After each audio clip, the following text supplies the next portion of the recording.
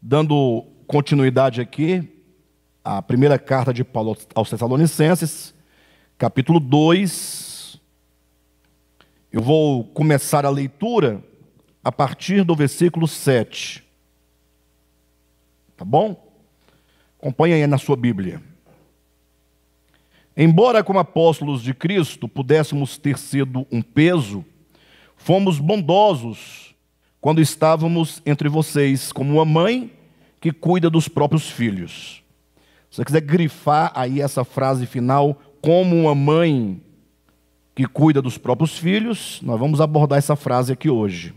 Sentindo assim tanta afeição por vocês, decidimos dar-lhes não somente o Evangelho de Deus, mas também, se você quiser grifar esse também, é muito importante essa expressão, mas também a nossa própria vida, porque vocês se tornaram muito amados por nós. Irmãos, certamente vocês se lembram do nosso trabalho esgotante e da nossa fadiga, trabalhando noite e dia para não sermos pesados a ninguém, enquanto lhe pregamos o Evangelho de Deus.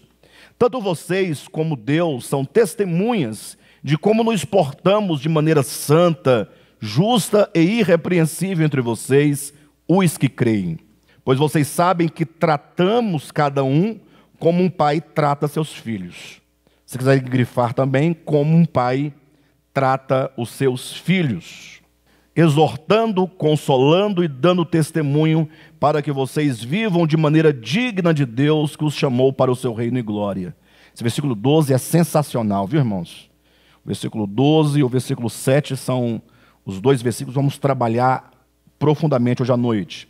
Versículo 13. Também agradecemos a Deus sem cessar o fato de que, ao receberem de nossa parte a palavra de Deus, vocês a aceitaram não como palavra de homens, mas conforme ela verdadeiramente é, como palavra de Deus, que atua com eficácia em vocês, os que creem. Porque vocês, irmãos, tornaram-se imitadores das igrejas de Deus em Cristo Jesus, que estão na Judeia. Vocês sofreram da parte dos seus próprios conterrâneos as mesmas coisas que aquelas igrejas sofreram da parte dos judeus, que mataram o Senhor Jesus e os profetas e também nos perseguiram. Eles desagradam a Deus e são hostis a todos, esforçando-se para nos impedir que falemos aos gentios e estes sejam salvos. Dessa forma, continuam acumulando os seus pecados. Sobre eles, finalmente, veio a ira.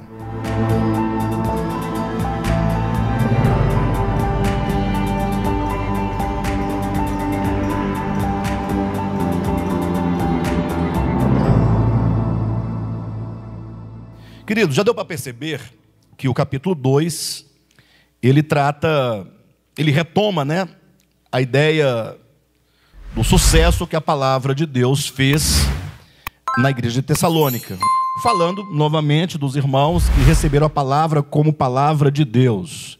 Ou seja, o falar dos apóstolos como sendo Deus falando à sua igreja, falando ao seu povo, falando aos seus eleitos, para que essa palavra, enquanto semente, pudesse frutificar no coração dessas pessoas. Mas o fato é que, no capítulo 2, sobretudo, nós já estamos falando há 2 semanas, salvo engano, do caráter dos apóstolos, do caráter dos pregadores, estendendo de uma maneira geral, falando do caráter de todo pastor, bispo, pregador, evangelista, todo aquele que de alguma maneira está envolvido na obra de Deus, no que tange a obra do ministério, a despeito se seja no pastorado, no evangelismo, na missão. O fato é que está falando dos obreiros de Deus que estão empenhados nesta obra, não é?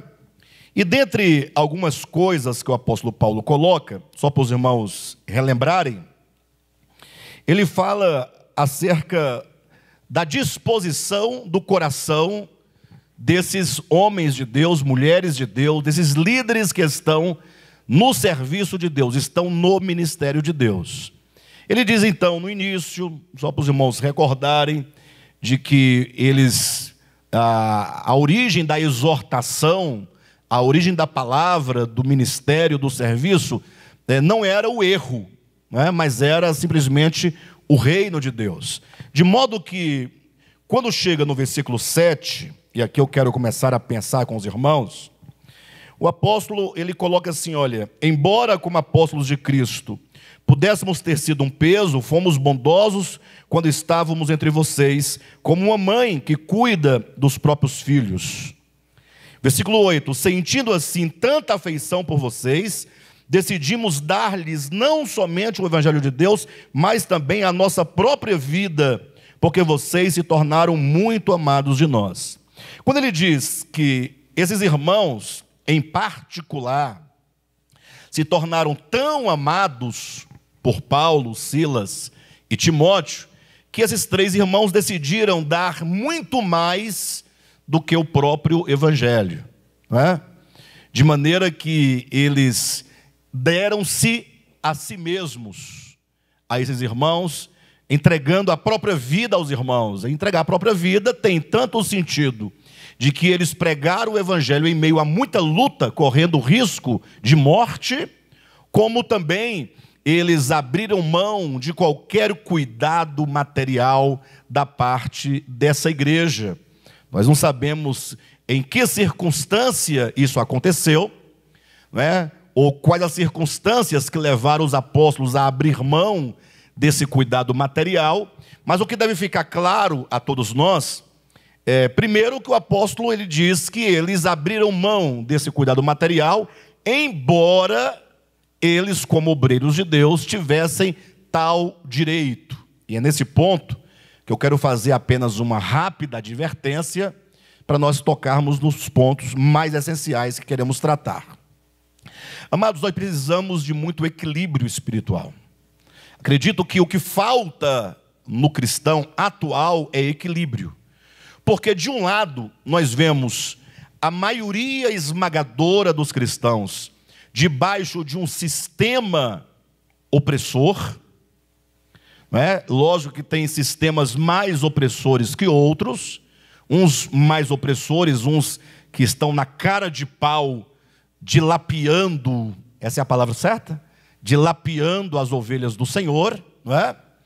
Existem outros que não estão tão intencionados ou tão mal intencionados assim, mas que trazem ainda todo o sistema levítico da lei de Moisés para imprimir sobre a igreja, exigindo que os irmãos façam doações do dízimo por força e por obrigação de lei, né? Que os irmãos deem suas ofertas também por obrigação de lei, sempre falando que é voluntário, mas o aguilhão sempre vem atrás da palavra gratidão, não é? Pessoas que são levadas e induzidas a pegarem talvez o seu próprio sustento material do dia a dia e levar para os templos, quando deveria ser o inverso, porque uma pessoa que está tendo profunda dificuldade material certamente precisa ser assistida pela igreja, não é?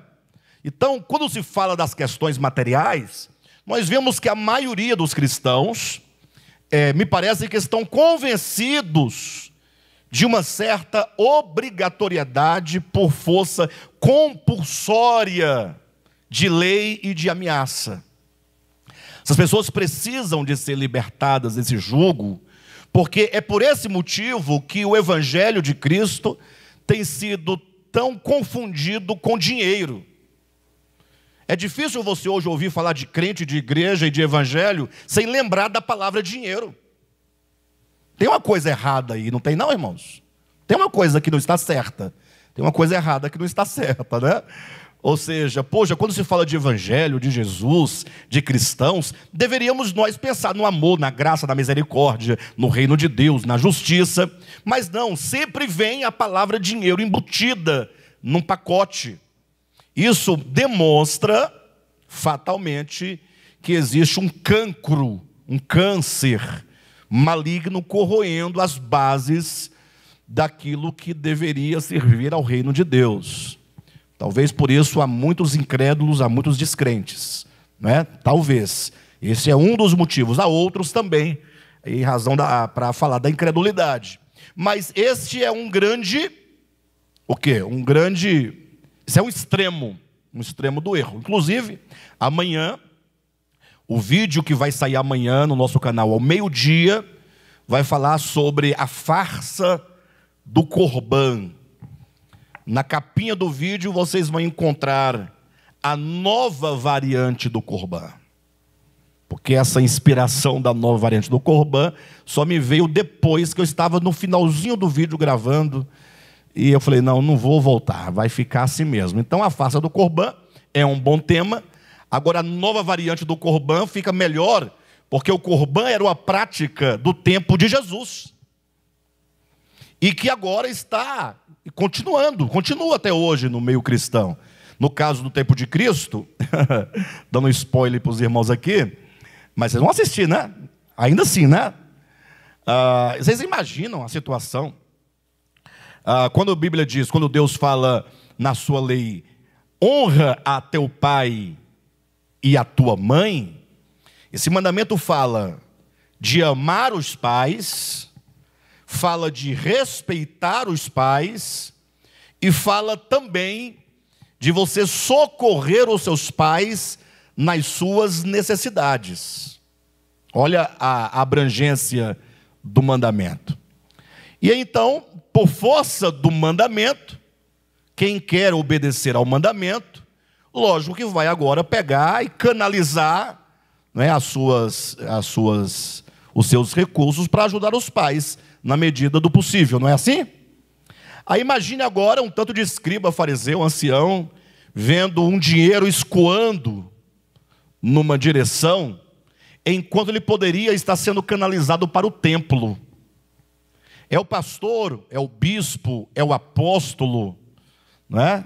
Seria bom se falasse nessa tonalidade, com essa leveza no vídeo de amanhã, mas nunca sai. Falar para uma câmera é muito complicado, porque você fala para ninguém. Então, até se habituar com a normalidade é muito complicado. Mas imagine só esses líderes vendo o dinheiro escoando numa direção, e eles pensando, puxa, se bem que esse dinheiro poderia estar sendo canalizado para o templo, né? Somas e somas de dinheiro, tanta gente. E aí eles ficavam ali angustiados, né? Querendo trazer o dinheiro que vai para os pais necessitados para o templo. Eu acho que hoje não tem mais esse tipo de sentimento da parte dos líderes, né? Eu imagino que já foi superado, né? Ou não? De todo modo, eu sei que Jesus fala que eles jeitosamente... Essa palavra jeitosamente tinha que ser o nome de um livro, sabe? Jeitosamente. Já tem nascido a mente, agora nasce o livro jeitosamente. Jeitosamente eles arranjaram uma maneira de trazer esse dinheiro que pode servir aos pais para o templo. Inventaram a palavra corban, dizendo, se você tem um recurso material e você declarar sobre esse recurso a palavra corban, agora esse recurso pertence ao Senhor. Acabou. Tem que ser dado ao templo. Não, é porque meu pai... Não, agora você está desobrigado de honrar os seus pais. Ai, Jesus. Jesus falou jeitosamente, eu falaria descaradamente. Porque Jesus, ele usava muito eufemismo, né? Para abrandar, mas jeitosamente é malandrar. Malandramente, né? Malandramente. Gente, mas que coisa terrível. Você está desobrigado de honrar os seus pais com seus recursos, porque agora o seu recurso é corban. E o pior, quem iria receber no templo esse corban foram os mesmos que inventaram o corban. Bem, até hoje, esse corban está aí, né? A nova variante do corban é a variante ômega, né? Ou a ômicro. É uma variante da pilantragem, né? O vírus da pilantragem, da maldade, da perversidade, da esperteza, da ganância, não mudou. Por outro lado, existe um outro desequilíbrio. Quando o indivíduo se liberta desse vírus perverso do Corban da atualidade. Vocês estão entendendo o que eu estou dizendo, né? Não raras vezes, isso eu vejo em toda a minha vida de pastor neste ministério, que cai no extremo agora de considerar que não se deva mais contribuir de nenhuma forma. Ora, a despeito de qualquer coisa, o objetivo aqui não é que os irmãos contribuam neste ministério, mas a ideia é que o aspecto da mordomia, do amor, da liberalidade, da generosidade, do cuidado, isso aí não está sendo abordado, não foi abordado negativamente por Jesus, nem pelos apóstolos, nem por ninguém. Devemos fazer a devida distinção. Eu dizia no culto de domingo que, para os irmãos terem uma ideia, eu assistindo agora, eu encontrei um canal de um ateu. E o ateu, agora, esse ateu, tem outros, eu já vi uns 2 ou 3 canais ateus, que agora da internet todo mundo tem canal, né? Até o Bispo Alexandre tem um canal lá no YouTube, para os irmãos verem como está fácil as coisas. Mas agora os ateus resolveram pregar, ou melhor, despregar. Porque os crentes vão pregando e eles vêm atrás despregando. Então tem um lá que fala a Bíblia toda de có e salteado. Conhece a Bíblia mais do que os crentes e os pastores. Eu até desconfio, é só uma desconfiança, que aquele indivíduo deve ter sido crente por bastante tempo. Ou então ele está sendo, como diz Jesus, os filhos das trevas são mais prudentes que os filhos da luz. Ou seja, se ele nunca foi cristão, ele estudou com prudência para poder falar mal. Prudência não quer dizer falar mal, né? Mas ele se esmera naquilo que ele faz, nem que seja negativamente. Mas para ele falar algo contra o evangelho, ele tem que se esmerar, porque senão não tem potência a palavra dele. Ora, os crentes não, os crentes mal ouvem, né? A maioria, né? A maioria.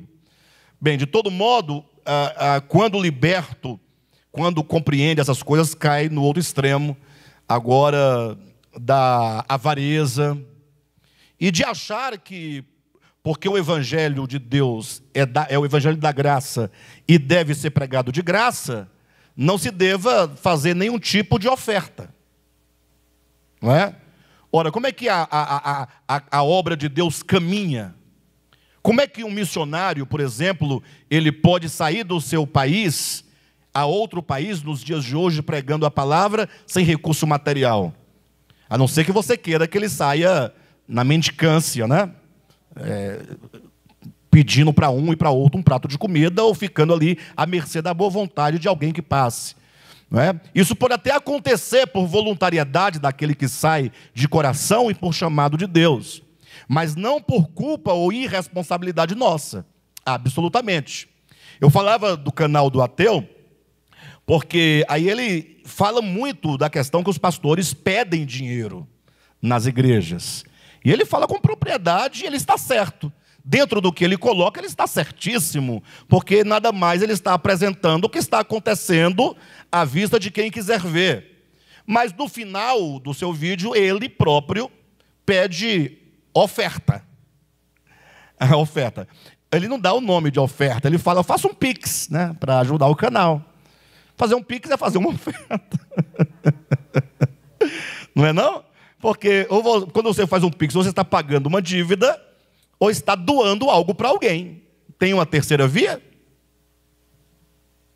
Ou você paga uma dívida, paga um boleto, paga um imposto, paga um carnê, ou você faz uma doação para alguém. E fazer doação é oferta, é apenas outro nome. O Pix agora mudou, né? Você não precisa falar mais, faça uma oferta, faça um Pix. E aí, está tudo bem. Mas para os irmãos entenderem que todas as questões, todas as instituições, clubes de futebol, tudo precisa desse aspecto material para manutenção. Eu sempre aposto que nós devemos ser muito claros, enquanto igreja, não é? Precisamos manter aquilo que é comum a todos nós. E isso é preciso. Devemos fazê-lo, primeiramente, com liberdade. Fazer com liberdade é nunca fazer por pressão, por obrigação. Por obrigação, sim e não. Por obrigação, porque eu sou obrigado a muitas coisas, porque a própria ética, a própria moral, a boa convivência me obriga a essas coisas, não é? Eu não posso achar que eu vou me utilizar e usufruir de coisas comuns, e isso aí já chega a ser uma certa esperteza, uma certa malandragem. Mas quando eu falo em liberdade não por obrigação, não que alguém esteja de fora te obrigando a fazer, porque você não estaria fazendo em amor, por fé, por voluntariedade. Então é preciso que nós entendamos e sejamos pessoas equilibradas, muito equilibradas nesse quesito. Era só essa advertência que eu tinha para fazer, não é? Para que não ficasse sem a conclusão do que nós começamos a falar na semana passada, que o apóstolo Paulo diz que, pelo fato de eles, Paulo, Silvano e Timóteo, terem desenvolvido um amor peculiar pela igreja de Tessalônica, por circunstâncias que aqui não nos é mostrada, eles não somente deram o Evangelho, ministraram o Evangelho, mas entregaram suas próprias vidas, correndo o risco de morte, em razão das muitas perseguições, e abrindo mão do cuidado que poderiam receber, para que a igreja pudesse não sofrer nenhum tipo, né, de situações, nenhum tipo de empecilho, né? E vale a pena falar aqui aos irmãos que existem algumas comunidades evangélicas, cristãs, algumas denominações que criticam severamente a questão dos pastores, né? Porque geralmente vocês têm pastores, tal. Tem uma comunidade chamada Congregação Cristã no Brasil, vocês devem conhecer. Eles não têm pastores, segundo eles, e não tem dízimo, segundo eles, não é? Mas cuidado, porque a gente pode ser leviano quando falar acerca de pastores e falar acerca de dízimo. Porque no caso deles, eles têm pastores. Como não tem? Como não tem? Então, se não tem, eu posso chegar em qualquer congregação e começar a falar também. Eu posso pregar no dia que eu quiser. Eu posso pregar o que eu quiser. Ora, não, nós temos os anciãos. Sim, mas ancião é o nome que você dá àqueles que estão no cuidado daquele rebanho, poxa. Não pensa que eu sou tonto, não, que eu não sou tonto. Não é? Além do mais, existem os administradores. Ou essa organização não tem administradores, não tem diretores, não tem presidente. Como é que ela se estrutura politicamente e economicamente no mundo inteiro? Para de bobagem. Tem administração e tem recurso, sim. Não existe nenhuma instituição, nenhuma ONG que possa falar: nós aqui não recebemos recurso de ninguém. Não existe.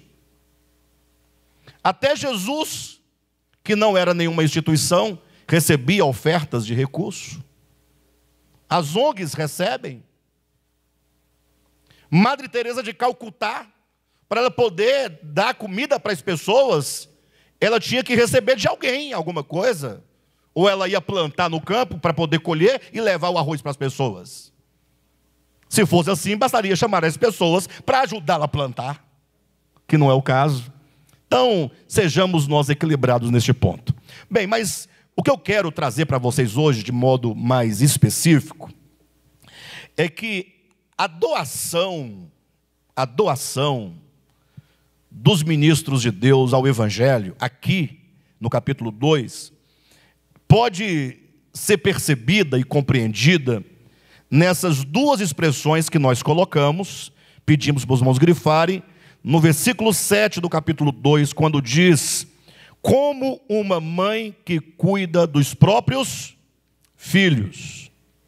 E no versículo 11, pois vocês sabem que tratamos cada um como um pai trata seus filhos. Não haveria expressões mais amáveis, afáveis, mais amigas, expressões mais... Me ajuda aí. Quantos adjetivos vierem? Mais carinhosas, mais acolhedoras, mais simpáticas, mais empáticas do que essas que o apóstolo Paulo colocou. Como uma mãe e como um pai. Então, o assunto hoje é esse mesmo, né? É esse mesmo. Poxa vida, está difícil falar de pastores, queridos. E eu sou pastor, hein? Ou estou na função de pastor, né? Então, assim, eu falo e temos que falar positivamente, mas não podemos deixar de denunciar o que é flagrante, o que é perverso. Porque imaginemos aqui que Paulo, quando ele diz que eles se deram como um pai se dá e como uma mãe se dá a seus filhos, a ideia aqui, original, a raiz desse pensamento, está na própria ideia de ministro. Ministério, de onde vem a palavra ministro, que se aplica a pastores, a bispos, evangelistas, todos aqueles que estão na qualidade de ministro. Não vamos confundir as coisas, nós temos que sempre pensar com muito equilíbrio. Uma coisa é sacerdotes, outra coisa é ministro. Sabemos que sacerdotes, enquanto uma classe especial em relação ao povo, só existiu no Antigo Testamento, em termos da Bíblia. Em termos pagãos também haviam sacerdotes, sacerdotisas pagãs. Em termos bíblicos, nós sabemos que no Novo Testamento não há senão o sumo sacerdote, que é o próprio Cristo, e todos os demais, todos nós somos sacerdotes. Não há uma classe na igreja, em detrimento à própria igreja, chamada de sacerdotes. O pastor diz, eu sou sacerdote. Não, para. Sacerdote é o mesmo que uma ponte, um intermediário. E sabemos que no Novo Testamento, isto é, não teologicamente, mas em razão da obra de Jesus, do amadurecimento do homem, todos os que recebem o Evangelho têm acesso livre a Deus. Né? Por intermédio, se é livre não tem intermédio, tem, por intermédio do sacerdócio de Cristo. Porque ele é o sumo sacerdote. Então, em termos de sacerdote, não se aplica isso a nenhum pastor, a nenhum bispo, a nenhum líder. Alguém pode comentar, pastor, mas pastor não existe, bispo não existe, porque tem essa ideia, não tem? Vamos parar de bobagem, e não importa o nome que você dê. Eu já fui muito xiita quanto aos nomes, né? Eu dizia, reverendo não tem na Bíblia. Mas hoje em dia eu não me preocupo mais com o nome que você leva, ou pelo qual você atende, ou com o qual você denomina a sua função. Eu quero saber se você é um ministro de Deus, que está numa posição ministerial adequada. Essa é só o que eu me preocupo. Porque as nomenclaturas são vazias, elas não dizem absolutamente nada. Sabia que os nomes não dizem absolutamente nada? Querem ver uma coisa? Eu me chamo Alexandre.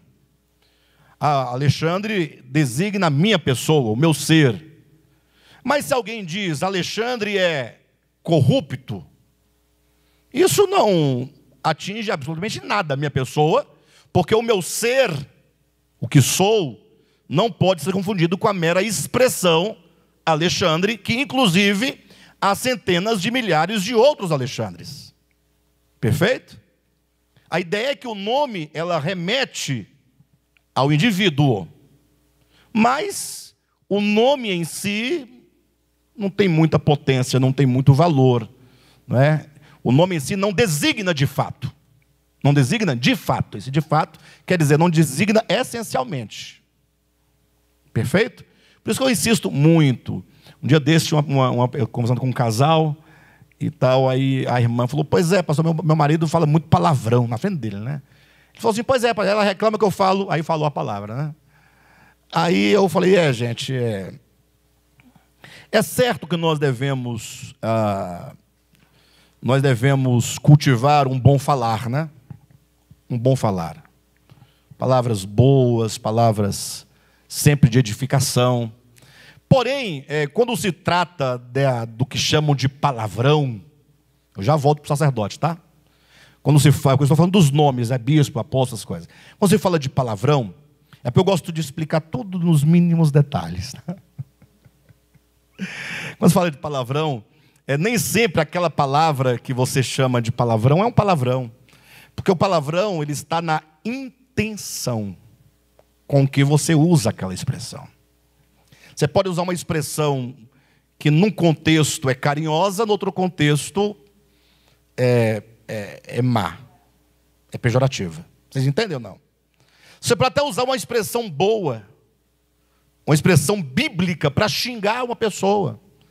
Tem pessoas que xingam a outra falando, seu filho de Deus. Está xingando. Né? Ela queria dizer outra coisa, mas como não pode, porque ela foi ensinada que tem que se castrar desses termos, aí ela vai usar uma outra expressão para soltar aquela fúria que está dentro dela. Então, os nomes, isso é uma bobagem, discutir esses nomes é bobagem. Né? Lógico que a pessoa que se diz apóstolo, por exemplo, é uma situação um pouco diferente, logo eu vou querer saber se ela é apóstolo de fato. Perfeito? Porque apóstolo é uma questão muito peculiar. Apóstolo é um enviado. Eu tenho que perguntar, você é enviado? Sim, de quem? Né? Quem foi que te enviou? Foi Jesus. Ele apareceu para você? Como foi que ele enviou você? Como foi que você chegou à conclusão de que você é um enviado dele? Eu sonhei, ou fui arrebatado, tal. Ok. E ele te enviou para onde? Para onde? Porque ficar dentro de uma igreja sua, com 10, 20 mil membros, você não está enviado. Você está plantado. E viajar da sua igreja para a sua própria igreja na outra cidade, congregação, também não é ser enviado. Você tem que ser, você mora no Brasil, é apóstolo do Brasil, você tem que ser enviado para a África do Norte, né? Enviado para a Tailândia, pregar na Tailândia. Mas para lá ninguém é enviado. Jesus não... quando Jesus vai enviar as pessoas, entre aspas, ela envia quando no máximo para a Europa, né? Suíça, para a França, Estados Unidos. E lá tem tantos pregadores nesses lugares, para que enviar se lá já tem? Por que não mandar um de lá mesmo para facilitar? Mas tudo bem, digamos, eu sou apóstolo, eu diria, mas então me fala, e ele te enviou para quê? Qual é a finalidade? Quem é enviado para algum lugar para realizar alguma função. Para pregar o evangelho. E qual é o evangelho que ele te entregou? Você pode me falar agora, para eu verificar se o Jesus que te apareceu em sonho ou em arrebatamento é o mesmo Jesus de Mateus, Marcos, Lucas e João? Simples assim. Não? Aí logo você descobre que aquele apóstolo só tem nome, e o nome continua vazio, né? Continua vazio. Bem, mas de todo modo, então o sacerdote está fora, é o Antigo Testamento. Novo Testamento, existem os ministros. Todos somos ministros? Não. Aí você lendo a Escritura com bastante atenção, por exemplo, 1 Coríntios capítulo 12, né? Versículo, salvo engano, versículo 3, 4 e 5, 4 e 5, quando o apóstolo Paulo fala sobre os dons para o corpo de Cristo, aí ele fala sobre os ministérios e sobre as realizações. Ministério é uma incumbência que Deus confere, mas não é uma mera incumbência fazer alguma coisa, ir a algum lugar. A palavra ministério é que vai dar a palavra diácono, diaconia, é que é a raiz da palavra serviço. Mas tanto faz o diácono, a diaconia, a mordomia, o serviço, mais profundamente da palavra ministro você vai encontrar a palavra despenseiro, que vem da palavra dispensa. Então qual é a ideia do ministro? Que é disso que estamos falando aqui no capítulo 2. É a ideia de alguém a quem Deus encheu, como se fosse, usando a palavra de Paulo, né? Mas a palavra que Paulo fala a Timóteo é o Desculpe, me fugiu a memória, mas eu vou lembrar. Vamos lembrar. O bom depósito. Fala de um depósito. Uma dispensa enquanto um depósito. Imagine que a Deus chegasse, olha, eu vou concentrar aqui no Pedro uma quantidade enorme de riqueza, de conhecimento, de entendimento acerca da verdade, de modo que o Pedro se torna agora não somente um depósito que recebe o bom depósito, como ele se torna uma grande dispensa, e agora ele próprio se torna um despenseiro, um ministro, um diácono, um servo. Esses são todos aqueles a quem de fato e de verdade Jesus chamou para a obra do ministério. Seja pastor, seja bispo, seja o nome que você quiser. Ou seja, não existe ministro sem serviço. Não existe ministro sem dispensa. Não existe ministro sem riqueza. Não existe ministro sem revelação. Daí logo se faz aqui uma distinção. Paulo vai deixar isso claro nos seus escritos. Por exemplo, que existem alguns a quem Deus chama e entrega simplesmente. Mas não entrega miraculosamente. Cuidado.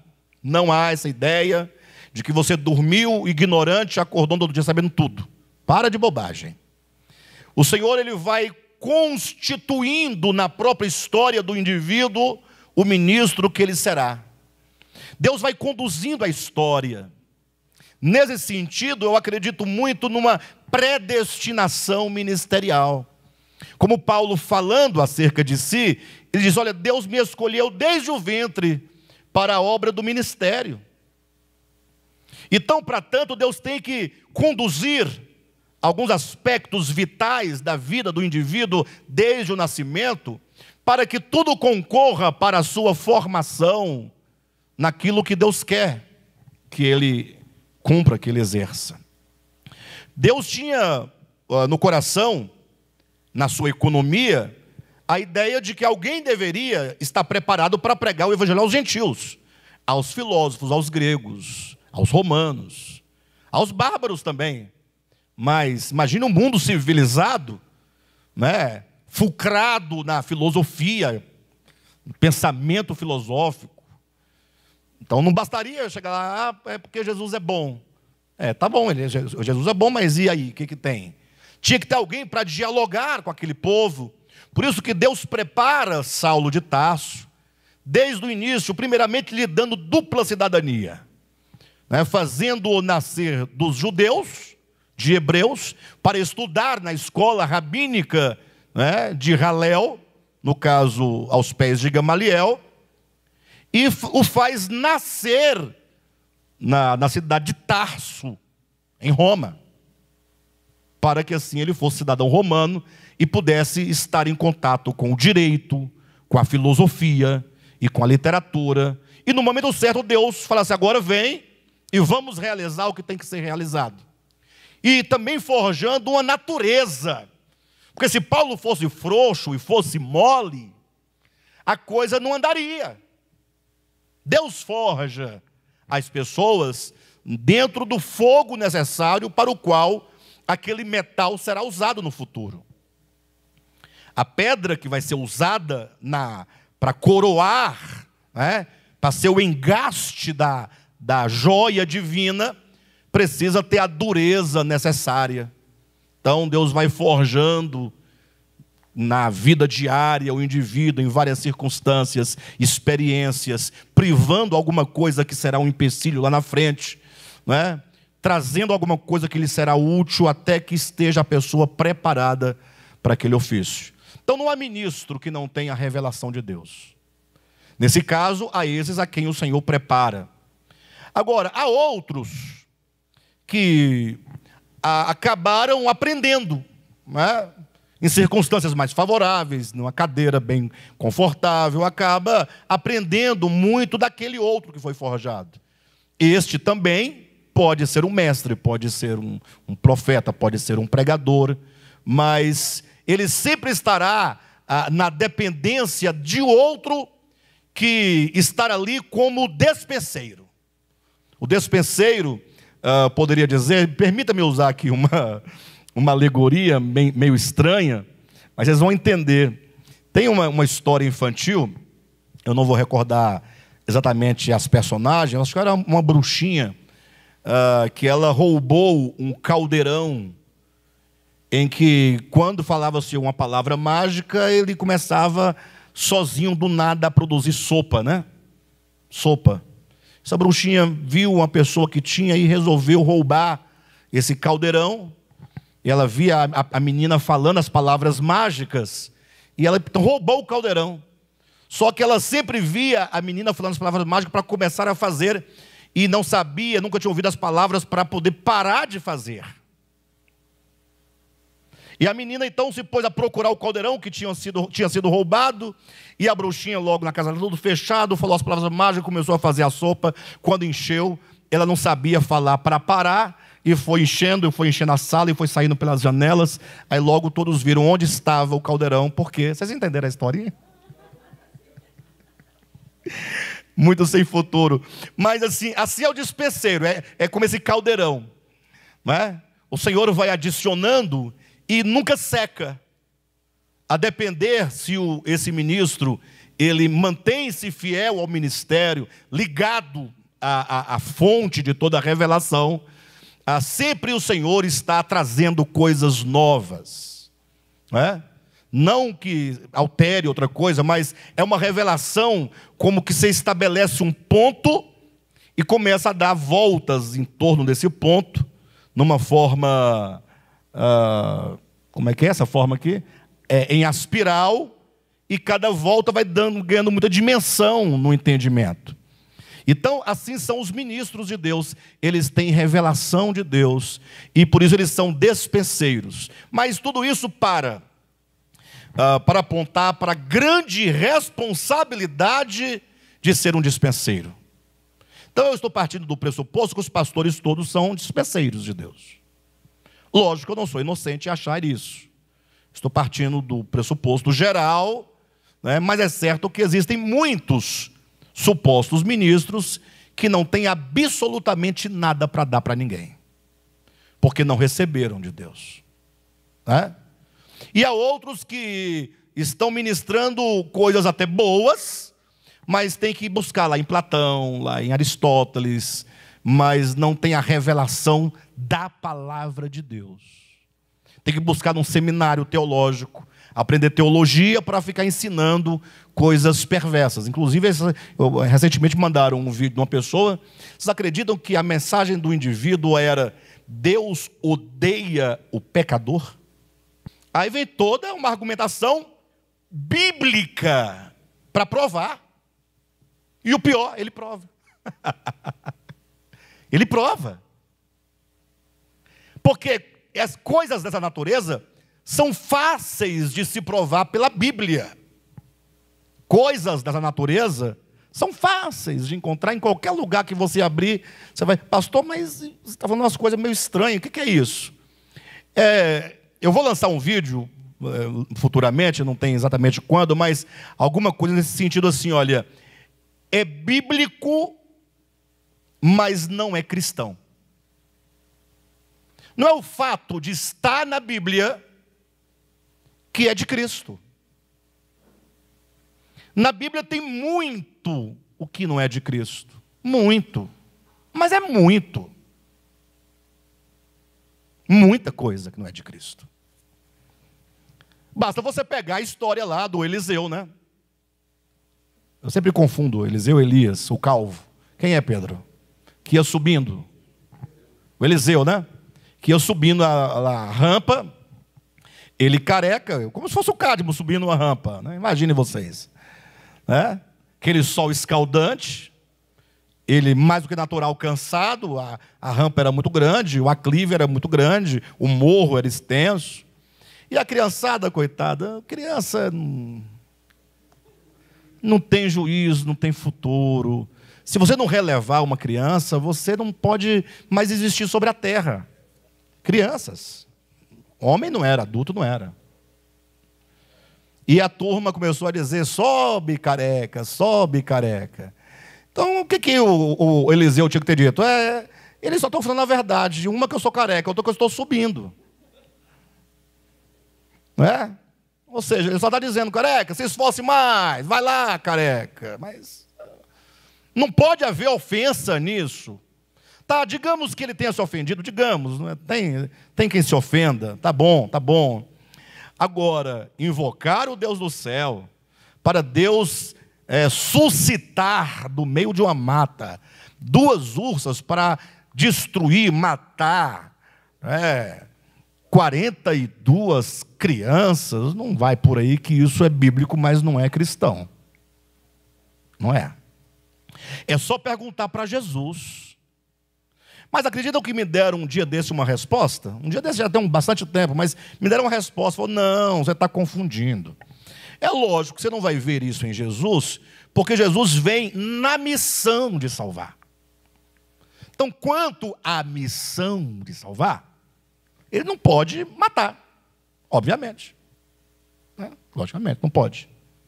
Mas não pode aplicar isso ao ministério de Cristo fora da função de salvar. Porque quando ele vier para julgar, o pau vai comer. E não se pode falar isso antes de Cristo, porque lá era a lei é santa, é justa e tem que ser cumprida e ponto final. Tá, então Deus é bipolar, esquizofrênico, ele tem dupla personalidade, transtorno de conduta, TDAH. Deus é um ser anacrônico. Deus seria, né? Usar o verbo corretamente. Deus é um tipo de indivíduo que ele age num tempo de um jeito, no outro ele já mudou, depois torna a voltar o que era. Não se pode dizer que Jesus é o mesmo ontem, hoje e será eternamente. Não se pode dizer, eu, o Senhor, não mudo. Deus é um ser totalmente contaminável pela cultura humana, mundana, que é perversa, né? Que é desviada de Deus, separada de Deus. Bem, de todo modo, o fato é que existem muitas coisas que, sendo bíblicas, não são cristãs. Agora, por que as pessoas não conseguem perceber isso? Porque eles confundiram Bíblia com palavra de Deus.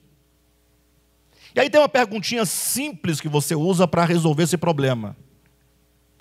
A pessoa que fala a Bíblia é a palavra de Deus, você não discuta com ela, por favor. Não discuta. Faça perguntas sóbrias. Você fala assim, gostei da ideia, até interessante. Qual Bíblia? Você está falando da revista atualizada, da corrigida? Você está falando da contemporânea? Você está falando da Bíblia de Jerusalém? Você está falando da Nova Almeida? Você está falando da Novo Mundo? Você está falando da TED, da Bíblia Ecumênica? Está falando de qual? Aí ele vai dizer, não, isso aí é um problema de tradução. Estou falando dos escritos originais. Você fala, mas quais? Que chegam à casa das centenas de milhares. Não do original mesmo que João escreveu. Se você leu, me mostra em que lugar, em qual biblioteca, em qual museu você encontra esse texto. Pronto, você vai resolver o problema. Pastor, e agora? Não, e agora que todas as traduções têm o seu ponto de fragilidade de tradução, outros mais fortes. Mas o fato é que tudo isso se resolve quando você entende que a palavra de Deus é Cristo. Acabou. Sim, mas a Bíblia é que fala de Jesus. Então é simples. Você lê o Novo Testamento e você vai perceber que homem algum de si mesmo, da sua própria cultura, do seu próprio entendimento, da sua própria, do seu próprio locus, né? Ali onde ele está plantado, ele pode falar, ensinar, conceber tudo o que Jesus viveu e ensinou. Impossível. Os crentes mais sinceros de hoje, lendo acerca de Jesus, estão em profunda dificuldade de aceitar o que Jesus disse. O que Jesus disse, homem algum jamais disse, jamais falou. E é impossível que alguém tenha tamanha consciência, tão ampla, tão dilatada, tão divina, para poder, diante dos mais atrozes, das mais atrozes perseguições, sofrimentos, calúnias, falar: você deve amar e deve perdoar. E assim ele viveu, ensinou e procedeu. Impossível. Impossível forjar a verdade. A verdade não se forja, só a mentira que se forja. A verdade, ela é tão cristalina, isso você vê pela própria experiência humana. Começa a fazer a leitura da humanidade. Como eram os casamentos lá na antiguidade, nas tribos mais remotas. E até hoje, quanto mais remoto for o povo, e quanto mais remota for a cultura, observa-se que os casamentos ainda são tribais, são poligâmicos, não é? E quanto mais o homem avança no eixo da sua evolução, do seu crescimento, que é divino, mais ele vai se ajustando à ética, a uma ética que vai privilegiar a paz, o amor, a justiça, a misericórdia. As próprias leis que os homens vão fazendo, e eles só podem fazê-la em razão de um crescimento evolutivo, de um despertamento de consciência interior, para falar que os mais velhos têm direitos a serem respeitados, que as mulheres têm direitos a serem respeitados, que a criança ou adolescente tem direitos a serem respeitados. Eu sei que na aplicação dessas leis, nós muitas vezes não aceitamos, mas o problema não está na aplicação. O problema está em que o homem cada vez mais, a questão está em que o homem cada vez mais vai discernindo e ele vai se melhorando. E isso é sempre um passo em direção ao Evangelho. Porque o que é o Evangelho? O Evangelho não é uma trombeta que toca lá, pá, todo mundo quer ouvir a trombeta de Deus, já ouviu? A trombeta de Deus vai tocar. Ela está tocando tem muito tempo, ninguém está ouvindo. A trombeta de Deus é a própria manifestação do Cristo de Deus em carne, que desde que começou a soar até hoje, está aí soando em todo mundo, e nós estamos fechando os ouvidos para não ouvir o que ele disse. Olha que coisa extraordinária, olha para mim. Olha que coisa extraordinária. Na semana passada, salvo engano, eu falando aqui na quarta ou pregando aqui no domingo retrasado, eu dizia... Foi no domingo retrasado, foi aqui mesmo. Eu dizia que Jesus disse: estive preso e foste me ver, né? Foi um momento áureo da pregação. Palavras tão lindas de Jesus. O camarada colocou no chat: vai visitar o preso, já fica logo lá, refém. Ponto final. Você entende? Pastor, mas ele falou uma coisa certa. Pois é, ele não falou uma coisa errada. Mas diante do Evangelho, nós só devemos nos recolher à nossa insignificância. Alto lá. Você não está falando com Alexandre, nem com Moisés. Nem com Abraão, nem com... Não. O próprio Cristo, aquele que é o caminho. Não existe outro caminho. Ponto final. Daí você entende exatamente o que Jesus quer dizer. Eu sou o caminho. O caminho é esse, acabou. Se você não vai visitar os presos, pelo menos deixa eles presos lá, esquece a vida deles, pelo menos. Pastor, mas o camarada lá, ele matou, estuprou. Sim, é verdade, ele fez tudo isso, e você tem que falar todos os dias: Senhor, muito obrigado, porque por motivos que eu desconheço, o Senhor me manteve ainda dentro de uma possibilidade, ou melhor, me manteve dentro de uma rédea que conteve todos os meus impulsos. E muito obrigado, porque eu nasci numa família minimamente capaz de me dar uma certa educação, de morar num lugar onde eu estava longe de certas práticas, ou embora eu tivesse nascido e criado no meio de um tanto de bandido, o Senhor guardou meu coração. É só isso, poxa. É só você entender que você não é melhor do que o outro porque você não fez o que ele fez. Mas entender que você está em condições melhores por razões que você mesmo desconhece. Só isso. Porque uma prostituta não nasce prostituta. O estuprador não nasce estuprador. Para de bobagem. Ele é forjado. O que um filho de um traficante, com uma mãe traficante, com uma avó traficante, com um avô traficante, com um primo traficante, que mora no morro em que 30% da população é traficante, ele vai ser. Você quer que ele seja pastor? Quer que ele seja o Mahatma Gandhi? Ele tem responsabilidade. Lógico que ele tem responsabilidade. Todos nós temos. Mas ele está num contexto muito desfavorável de vulnerabilidade que você não está. Aí você fala assim, não, mas eu também fui criado numa situação dessa e não fiz. Então glorifique a Deus. Puxa vida. Muito simples. Muito simples.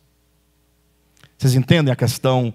Eu estou falando do Evangelho, né? Mas tudo isso surgiu lá de trás, quando eu dizia que tem líderes que estão pregando qualquer coisa menos a palavra de Deus. E tem que buscar na filosofia, não que seja errado, a filosofia, ela dialoga com o Evangelho. Mas se não tem a revelação, tem que buscar na filosofia, tem que buscar na literatura, tem que buscar na história e tem que buscar na teologia. Mas nada disso é efetivamente o Evangelho. Daí não ser exatamente um ministro no sentido orgânico da coisa. Você pode ser um ministro no sentido de uma hierarquia, te colocaram lá, te convenceram, ou você acreditou que era assim, mas o ministro, ele é uma dispensa que habita na terra, uma dispensa que caminha, que transita, cheia de Deus, do rico conhecimento, da revelação, da verdade, do entendimento, do conhecimento. E agora, portanto, voltando ao ponto que estamos falando originalmente aqui no capítulo 2, esses ministros têm, portanto, agora, essa incumbência de alimentar o povo de Deus. Posso ler um texto para vocês rapidamente? Eu queria chegar em outro texto, mas o tempo não vai me permitir, então eu vou pelo menos aqui para o livro de Mateus, capítulo 24. Abra rapidamente. Alguns textos eu gosto de ler, tá? Para os pregadores, fica aqui uma dica. Quando você está pregando, nem todo texto deve ser lido. Isso é uma dica para pregadores. Porque senão a mensagem não caminha, fica truncada. Aí você ainda às vezes lê e nem desenvolve, né? Tem textos que você precisa, basta mencionar. É um texto de referência periférica, que a gente costuma dizer. Há outros textos que, devido à sua gravidade, à sua profundidade, por ser um fundamento, você tem que levar a igreja a ler, porque os irmãos têm que olhar e perceber aquilo que está sendo dito naquele momento. Tá bom? É só uma dicasinha. Tá? Capítulo 25 de Mateus. Eu falei 24, mas eu não... 24, 45? Deixa eu ver se é isso mesmo. Se for, Pedrão, você está de parabéns, viu? Rapaz. É isso mesmo, Pedrão. O significa que o Pedro está entendendo a ponto de saber exatamente qual é o texto em razão da argumentação. Glória a Deus.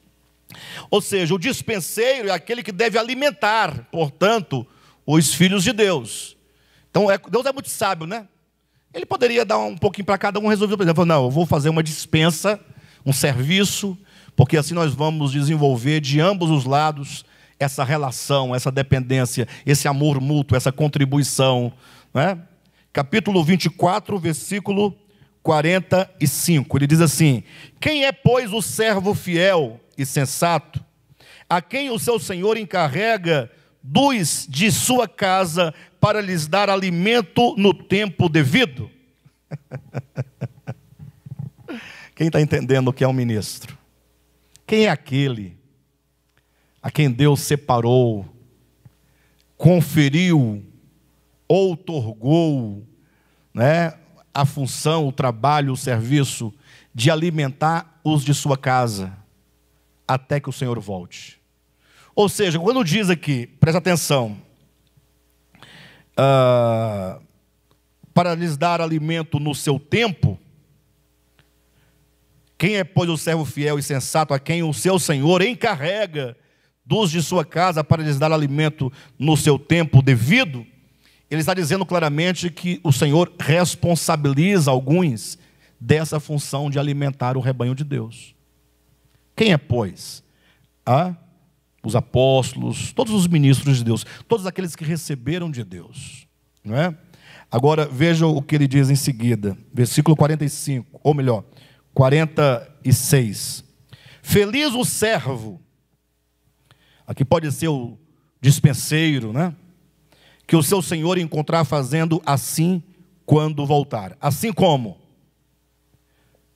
Dando alimento aos seus servos, aos seus conservos, no tempo devido. Garanto-lhes que ele quem? O seu senhor, o encarregará. Encarregará quem? Esse servo, de todos os seus bens. Mas suponham que esse servo seja mau e diga a si mesmo: o meu senhor está demorando, e então comece a bater em seus conservos. Meu senhor está demorando, e então comece a bater em seus conservos. Parece um exagero, não? Mas isso está acontecendo. Está acontecendo. E olha que eu estou dizendo aqui, de modo bem restrito ao âmbito de igreja, porque o Senhor tem muito mais ministros. Os ministros de Deus estão para além da ideia de igreja convencional. Até a própria igreja do Senhor está para além das fronteiras de uma igreja organizada. Vocês não têm ideia. Deus jamais seria mesquinho ou obtuso para achar que essa igreja organizada historicamente é todo o seu projeto. Ô, irmãos, vamos pedir a Deus misericórdia e graça, tá? Vamos pedir para Deus, se nós não entendermos no momento, pelo menos estarmos abertos para o dia que a luz brilhar. Porque senão você pode rejeitar um rico alimento, porque você não reconhece o dispenseiro. E você não reconhece simplesmente porque você criou uma ideia equivocada do que seja Deus, do que seja o propósito divino, do que seja igreja, do que seja um servo de Deus, tá? Vamos continuar. Feliz o servo, versículo 47, ou 48. Mas suponham que esse servo seja mau e diga a si mesmo: meu senhor está demorando, e então comece a bater em seus conservos, e a comer e a beber com os beberrões. O senhor daquele servo virá num dia em que ele não espera e numa hora que não sabe. Ele o punirá severamente e lhe dará lugar com os hipócritas, onde haverá choro e ranger de dentes. Tá? Então, esse texto é um texto super interessante, porque ele fala exatamente desses dispenseiros e de sua responsabilidade de alimentar o rebanho de Deus. Então, só para não ficar sem dar o círculo completo, o apóstolo Paulo está dizendo que ele, Paulo, Silvano e Timóteo eram como uma mãe e como um pai. Ora, qual é a função de uma mãe e de um pai, senão primariamente de ser um dispenseiro, de alimentar os seus filhos? Eu vou ter que parar por aqui, porque o assunto agora que ele está apenas começando, mas a ideia é que a mãe fala do aspecto materno do ministro, de dar o leite do crescimento espiritual para os crentes tenros, ainda infantes, que estão começando, que receberam a Cristo agora, que precisam dessa nutrição materna para alimentá-lo, para fortificá-lo. E o pai fala desse outro aspecto, desse cuidado ministerial, do alimento mais sólido, da educação, da disciplina, do encaminhamento do indivíduo para se tornar, enfim, aquele cidadão de bem, conforme todos esperam dos seus filhos, né? Mas aí os irmãos já começam a perceber como que essa carta ela é muito forte, né? Como que ela está tratando mesmo da vida da igreja. 1ª e 2ª Tessalonicenses tratam de um viver de igreja saudável. Por isso, abordar os líderes de um lado, a igreja de outro, falando o que compete a cada um e como que as coisas vão muito bem quando acontecem à maneira de Deus. Tá bom? Espero que os irmãos possam ter compreendido muito do que nós dizemos. Muita coisa talvez não foi tão compreendida, em razão da necessidade de outros conhecimentos. Mas vamos caminhando devagarzinho, tá bom, amados?